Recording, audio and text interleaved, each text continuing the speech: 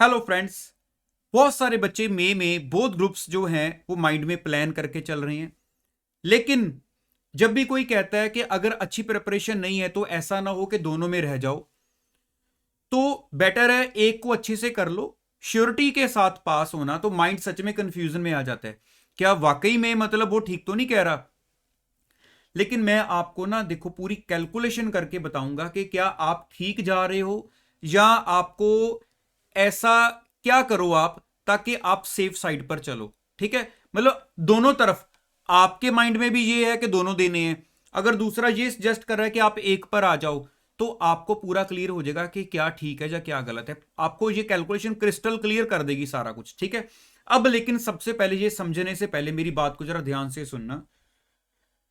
तीन कैटेगरी के बच्चे हैं जो मई में बोथ ग्रुप्स प्लान कर रहे हैं। पहली कैटेगरी, जिन बच्चों ने नवंबर में एक ग्रुप दिया था, उसके बाद उन्होंने दूसरे ग्रुप को पढ़ना तो शुरू कर दिया, लेकिन जब रिजल्ट आया तो जो ग्रुप दिया था नवंबर में वो क्लियर नहीं हुआ। है ना ऐसी कैटेगरी? अब माइंड में क्या है, जो अब पढ़ रहे थे ग्रुप, वो उसका काम अभी काफी पड़ा है। तो जो रिजल्ट आया है, जो नहीं क्लियर हुआ, अब उसका भी काम दोबारा देखना है। तो अब ये क्या दोनों मैनेज हो जाएंगे?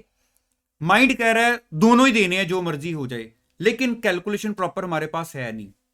दूसरी कैटेगरी, नवंबर में दोनों दिए थे, दोनों ही नहीं क्लियर हुए।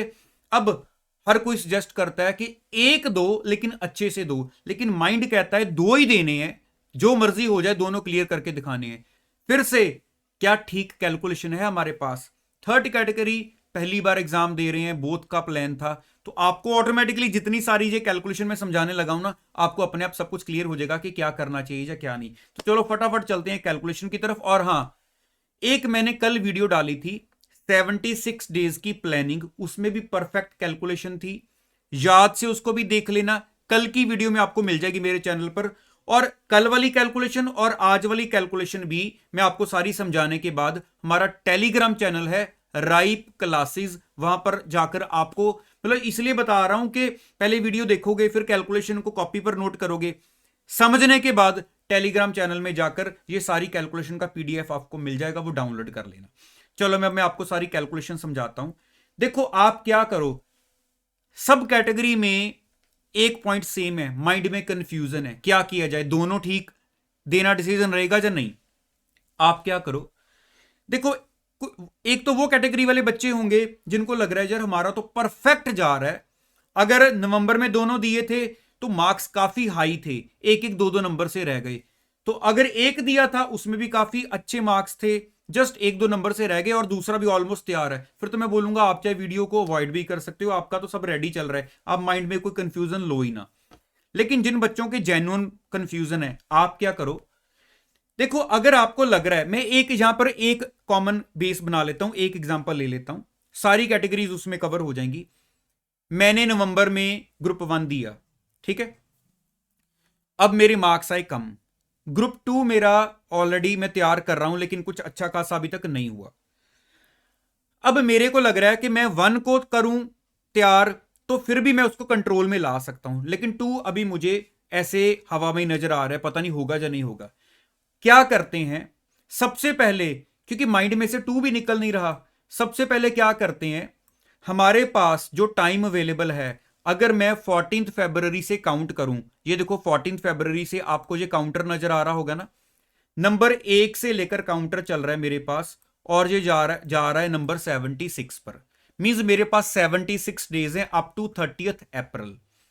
अगर मैंने दोनों देने हैं तो मेरे को सबसे पहले क्या करना है, अगर मैंने दोनों ग्रुप देने हैं, तो देखो नॉर्मली जब एग्जाम स्टार्ट होते हैं तो हम फर्स्ट पेपर के लिए कितने दिन रखते हैं रिवीजन के लिए? नॉर्मली मिनिमम टू मिनिमम 3 दिन तो पर पेपर रिवीजन के लिए रखते ही है ना। इसी बेस पर 8 पेपर अगर देना चाहते हैं तो 3 दिन पर पेपर, इसका मतलब 24 डेज तो हमें हर सब्जेक्ट की रिवीजन के लिए चाहिए ही चाहिए, जो मर्जी हो जाए, फाइनल टच देने के लिए। तो मैं 76 में से 24 डेज पहले रिजर्व कर देता हूं। तो मैंने यहां तक का एरिया पहले रिजर्व कर दिया है, पहला स्टेप हो गया हमारा जी। ठीक, अब मेरे पास कितने दिन रह गए हैं बैलेंस? 52 डेज रह गए, जिसमें मैंने डिसाइड करना है कि अगर दोनों तैयार करने हैं तो कैसे किया जाए। जो मेरा ग्रुप मुझे स्ट्रांग लग रहा है, मैंने क्या एग्जांपल ली, मेरा 1 स्ट्रांग है, तो सबसे पहले मैं अपने फर्स्ट ग्रुप की बुक्स उठाकर सब्जेक्ट वाइज, चैप्टर वाइज जाकर थोड़ी कैलकुलेशन देखूं जरा कि मेरे को कितना टाइम लगेगा हर सब्जेक्ट को क्लोज करने में। मैंने एग्जांपल ली है, मान लो मेरे को पर सब्जेक्ट जो टाइम लगना है, मैंने चैप्टर वाइज कैलकुलेट कर लिया कि मेरे को 72 आवर्स पर चैप्टर क्लोज करने में लग रहे हैं। ये आपको कैलकुलेट करना कोई ज्यादा मुश्किल नहीं है, थोड़ा सा देखो हर चैप्टर को खोल के, किसी को 3 घंटे लगने होंगे, किसी को 6 घंटे लगने होंगे, कोई स्टैंडर्ड 1 घंटे में हो जाएगा, तो ऐसे आपका टाइम निकल आएगा। तो अगर 72 आवर्स पर सब्जेक्ट लग रहे हैं मेरे को, तो इसका मतलब क्या है, एक ग्रुप में मेरे 4 सब्जेक्ट हैं, तो इसका मतलब मेरे को टोटल 280 आवर्स चाहिए वो पूरा ग्रुप रिवाइज करने में। ठीक है, यहां पर दिल खोल के टाइम रखना, ज्यादा शॉर्ट ना करना। तो अगर 288 आवर्स चाहिए मुझे वो पूरा ग्रुप रिवाइज करने के लिए, तो मैं एक दिन में 12 घंटे से ज्यादा की आउटपुट नहीं निकाल सकता एवरेज। तो मेरे को उस हिसाब से 288 आवर्स डिवाइडेड बाय एक दिन में 12 घंटे, तो मेरे को 24 दिन चाहिए थे अपना ग्रुप 1, जिसमें मैं 100% श्योरिटी रखना चाहता हूं। क्योंकि अगर कोई सजेस्ट कर रहा है यार उसी को ध्यान से कर ले, उसी को ध्यान से कर ले, तो मुझे लग रहा है उसी को ध्यान से करने के लिए मुझे आज से भी टाइम नहीं चाहिए, मेरे से 24 डेज में हो जाएगा। मैंने वो रिजर्व कर दिया कि मैं यहां पर आकर 24 डेज अगर डिवोट करूं, तो ये देखो 52 डेज में से मैं रिवर्स चला, तो मैंने 24 डेज उसके रिजर्व कर दिए। ठीक है, अब मेरे पास ये टाइम सेव हो गया कि अब मैं यहां से भी पढ़ना शुरू करूं, मींस 14 मार्च से। अब यहां पर हर बच्चे की अपनी अपनी कैलकुलेशन होगी।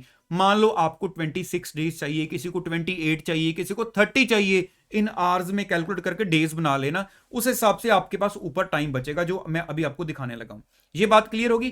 पहले मैंने 8 सब्जेक्ट का रिवीजन का टाइम बचाया, फिर जो मेरा ग्रुप स्ट्रांग है मैंने उसको कैलकुलेट कर लिया।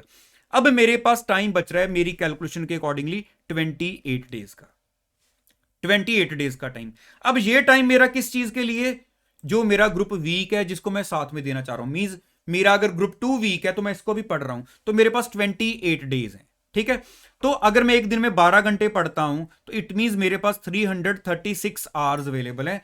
मैंने पूरा कैलकुलेट कर लिया है। ऐसे ही ना सोचो हवा में कि ठीक है 28 डेज मींस अराउंड एक महीना हो जाएगा। पूरी कैलकुलेट कर लो, हर सब्जेक्ट पर, हर चैप्टर पर एस्टिमेटेड टाइम कितना लगाने वाले हो। तो 336 आवर्स मेरे पास अवेलेबल है अपने ग्रुप 2 को देखने के लिए।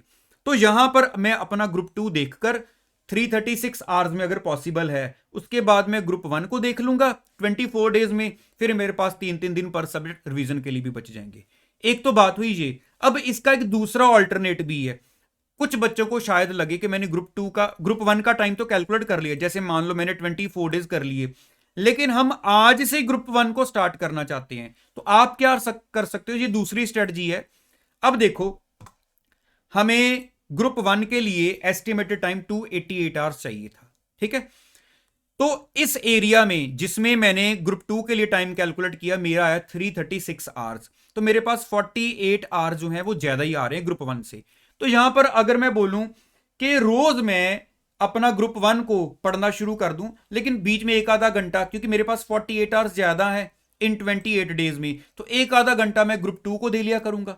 ठीक है, मतलब मैंने अल्टीमेटली ये 28 डेज में 48 आवर्स ग्रुप 2 को देने हैं, बाकी मेरे पास 288 डेज तो नीचे मेरे रिजर्व्ड ही हैं, क्योंकि मेरे को ग्रुप 2 को कितने चाहिए थे अल्टीमेटली 336।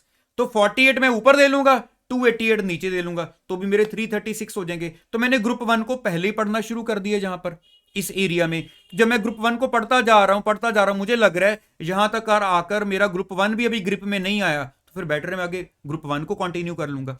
लेकिन अगर मान लो पहली वाली स्ट्रेटजी में मैंने पहले यहां पर ग्रुप 2 को पढ़ना शुरू कर दिया, लेकिन मुझे लग रहा है कि मैं मान लो मार्च मेरा 15 मार्च तक मैं आ गया हूं, 13 मार्च तक आने वाला हूं, जो उससे थोड़ा पीछे हूं, मुझे आइडिया लग रहा है ग्रुप 2 336 डेज में मेरे कंट्रोल में नहीं आने वाला। तो जहां आपको ठीक लगेगा, 1 मार्च को ठीक लग रहा है उसको छोड़ दो, ग्रुप 1 पर उसी दिन से आ जाओ। तो इसलिए मतलब एक बार आपको, अगर जो मैं आपको कैलकुलेशन समझा रहा हूं टेलीग्राम चैनल में मैं शेयर कर दूंगा, एक बार ज्यादा टाइम नहीं, आधा घंटा इस चीज को समझना। उसके बाद माइंड में कोई क्वेश्चन आएगा मेरे से कमेंट बॉक्स में पूछ लेना, मैं आपको रिप्लाई कर दूंगा। मुझे लगेगा हाँ कोई ज्यादा ही आपने खतरनाक चीज पूछ ली है, तो मैं उसके लिए नेक्स्ट वीडियो बना दूंगा। ठीक है, अगर मुझे लग रहा होगा कि कमेंट में मैं इतना आंसर नहीं कर सकता, समझाना पड़ेगा इसके लिए। लेकिन इस कैलकुलेशन के साथ मुझे इतना पता है आप रॉन्ग डिसीजन नहीं ले सकते। तो मेरे ख्याल से आपको ये कैलकुलेशन अच्छे से समझ आ गई होगी ना। तो एक बात जरूर है, जिन जिन आपके फ्रेंड्स को ऐसी कैलकुलेशंस की जरूरत है, लगता है कि वो भी कंफ्यूजन में है, या मैंने कल एक प्लान डाला था 76 डेज का, तो अपने फ्रेंड सर्कल में शेयर जरूर कर दिया करो, ताकि देखो अगर मैं डालता हूं कि सबके काम आए, तो आप भी आगे ऐसी चीजों को शेयर कर दो कि जो भी बच्चा इस कंफ्यूजन में फंसा हुआ है, तो उसकी कंफ्यूजन दूर करना आपके फ्रेंड सर्कल में आपकी ड्यूटी बनती है। तो मेरे ख्याल से आज मैं वीडियो को इतना ही रखता हूं, ठीक है। तो बाकी चैनल के साथ बने रहना, क्योंकि मैं आपको सिर्फ इसलिए बोल रहा हूं कि इस बार मैं मोस्टली अपनी बाकी सारी ड्यूटीज को कंप्लीट करके आपके साथ इतना ये डेली बेसिस पर डाटा लेके आना शुरू हो गया हूं, और कॉन्टिन्यूसली आएगा। जो आपके माइंड में चीजें हैं वो सारी मैंने, आप नहीं भी पूछोगे तो ऑटोमेटिकली ले आनी है। इतने बच्चों के साथ कह लो कि गाइडेंस सीरीज में भी मेरी बात होती है, तो इतनी चीजें मेरी अपनी सॉल्व हो जाती हैं, तो वो फिर मैं धीरे धीरे करके आपके साथ कॉमनली शेयर करता रहता हूं। तो चलिए, ऑल द बेस्ट, कोई कंफ्यूजन ना रखना, डट के अपनी स्टडी करो। मिलते हैं नेक्स्ट वीडियो में। Thank you so much.